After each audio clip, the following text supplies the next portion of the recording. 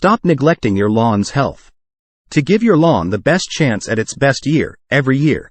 Open your lawn season this way. Stop not scalping your lawn.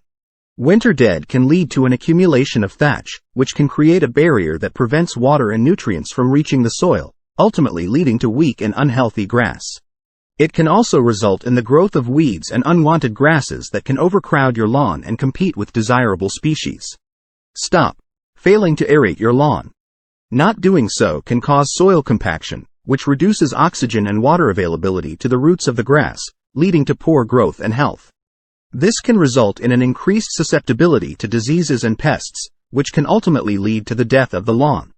Stop neglecting to treat your lawn with pre-emergents. Not taking preemptive steps to protect your lawn can allow weed seeds to germinate and take over your lawn, reducing its aesthetic appeal and health.